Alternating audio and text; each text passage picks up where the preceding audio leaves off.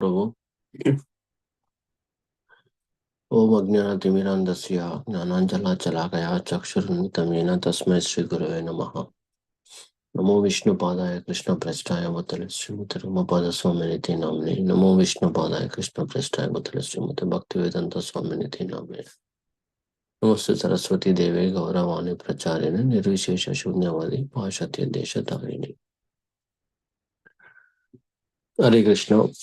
So we are continuing the reading of the book called Teachings of Lord Chaitanya by His Divine Grace, Srila Prabhupada. Srila Prabhupada ki jai. So currently we are in page 163 and chapter 19, the goal of Vedanta study. In continuation to that, the natural commentary on the Vedanta Sutra is Srimad Bhagavatam. The great acharyas of the four sections of the Vaishnava community, namely Ramanuja Acharya, Madhvacharya, Vishnu Swami, and Nimbarka, have also written commentaries on the Vedanta Sutra in following the principles of Srimad Bhagavatam. At present, the followers of all the acharyas have written many books following the principles of Srimad Bhagavatam as a commentary on the Vedanta. Shankara's commentary on the Vedanta Sutra, known as Shariraka Bhasya, is very much adored by the impersonalist class of scholars. But commentary on the Vedanta from the materialistic point of view is completely adverse to the transcendental loving position of devotional service to the Lord. And therefore, Lord Chaitanya said that the direct commentary of the Upanishad and Vedanta Sutra is glorious, and anyone who follows the Sariraka Bhasya of Shankaracharya without following the direct path is certainly doomed. Lord Chaitanya admitted that Shankaracharya was an incarnation of Lord Shiva, and Lord Shiva is one of the greatest devotees, a Mahajan of the Bhagavad school. There are 12 great authorities on devotional service, and Lord Shiva is one of them.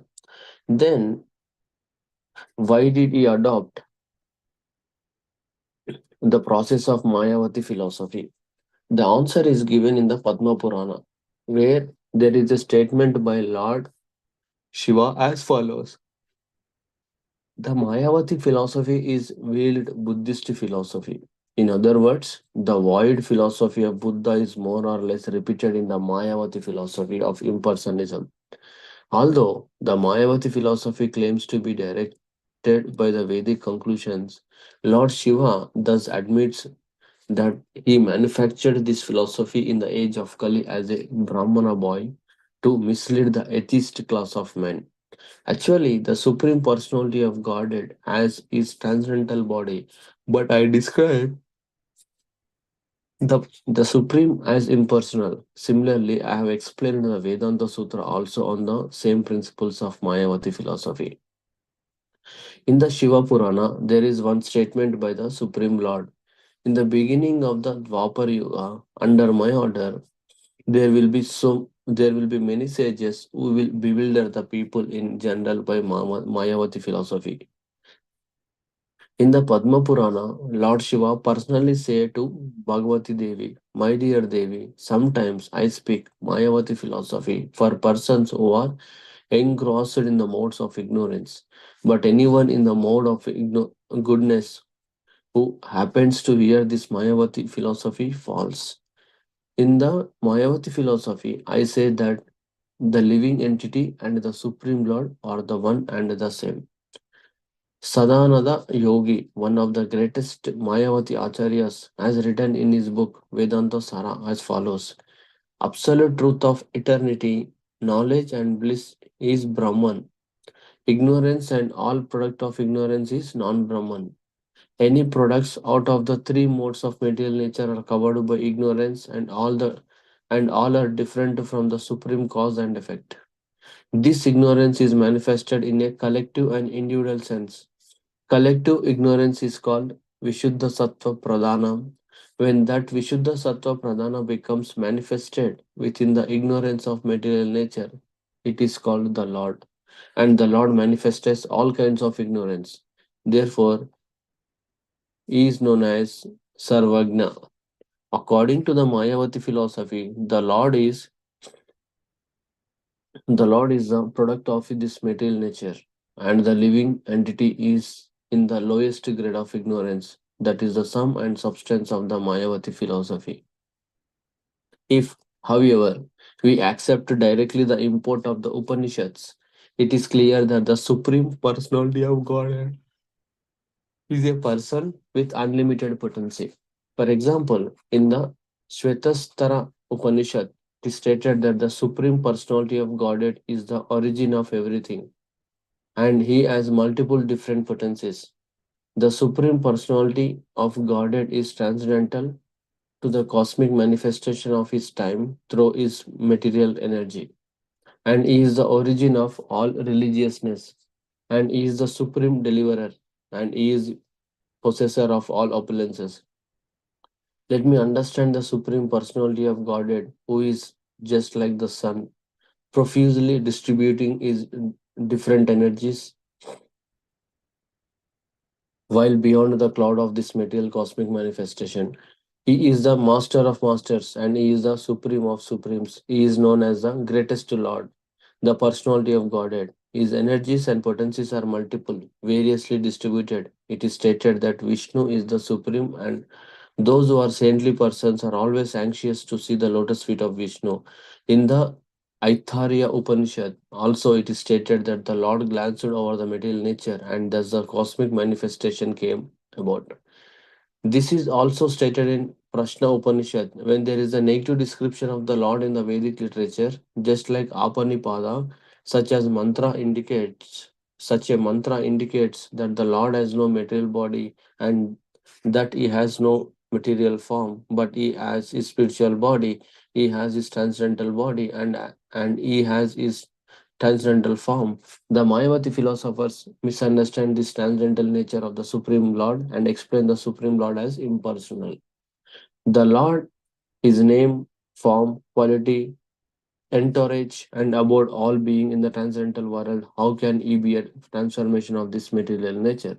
Everything connected with the Supreme Lord is eternal, blissful, and full of knowledge. So, in effect, Shankaracharya delivered this Mayavati philosophy to bewilder a certain class of atheistic people. Actually, he never meant that the Supreme Lord, the personality of Godhead, is impersonal, with no body or no form. Therefore, the intelligent persons should not attend any lecture on Mayavati philosophy. We should understand that the supreme personality of Godhead, Vishnu, is not impersonal. He is transcendental form. The basic principle of the cosmic manifestation is the energy of Vishnu. Mayavati philosophy cannot trace the energy of the Supreme Lord. But in all the Vedic literature, we have various evidences of the Supreme Lord's various manifestations of energies. Vishnu is not the product of the material nature, but material nature is the product of Vishnu's potency. The Mayavati philosopher understands that Vishnu is a product of this material nature. If Vishnu is a product of the material nature, he cannot be counted as one of the demigods. One who accepts Vishnu as one of the demigods is certainly mistaken and misled. And how he is misled is explained in the Bhagavad Gita. My material energy is so powerful that it is very difficult to surpass the spell of material nature, even for the greatest scholars. So I will stop here, Prabhu. Thus ends the chapter 19. So, in the summary here, uh, this chapter is giving the importance of the study of the Vedanta study. So even if you see the four sections of Vaishnava community, namely Ramanuja Acharya, Madhvacharya, Vishnu Swami Nimbarka, they have written their commentaries on the Vedanta Sutra, and those have taken the basic principles from the Srimad Bhagavatam itself. And but and also after that, when in continuation to that, the Shankaracharya was an incarnation of Lord Shiva, and Lord Shiva is one of the greatest Mahajan out of 12 Mahajans. Then why he accepted the process of Mayavati philosophy? This the question comes. But in the Padma Purana gives the answer. Lord Shiva personally says to Bhagavati Devi that sometimes I speak Mayavati philosophy for persons who are engrossed in the modes of ignorance. That's what Lord Shiva is saying. But anyone in the modes of goodness who happens to hear this Mayavati philosophy, that may fall down, that falls. So in that philosophy, in the Mayavati philosophy, Lord Shiva says that a living entity and the Supreme Lord are one and the same. But that is not for the mode of goodness people or transcendental people. That is for ignorant people, because he want to pull the people to the higher consciousness. So he's trying to uh, help over there. And similarly, different commentaries, different Upanishads are there. Ultimately, the summary is that uh, Lord Vishnu is the supreme personality of Godhead, which is having form, quality, pastimes.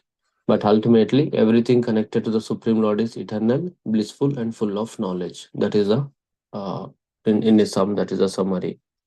But when we think that Vishnu is not the product of material energy, material nature, but material nature is a product of Vishnu's potency, then Mayavati philosophers understands that Vishnu is a product of this material nature. That's what Krishna says in Bhagavad Gita as well. Bhagavad Gita 7.14 says that Daivi Esha Gunamayi Mama Maya Duratyaya Mameva hi Prapadyante Mayam Etam Tarantite. So basically, this divine energy of mind, Krishna is saying, consisting of three modes of nature, is difficult to overcome. But those who have surrendered unto me can easily cross beyond it. Because of these modes of natures, we are in this confusion and we are going all these confusion paths. But when we surrender, when we are in the mode of goodness, Krishna will help us in order to understand this philosophy as well. That is the summary, Prabhu, what I can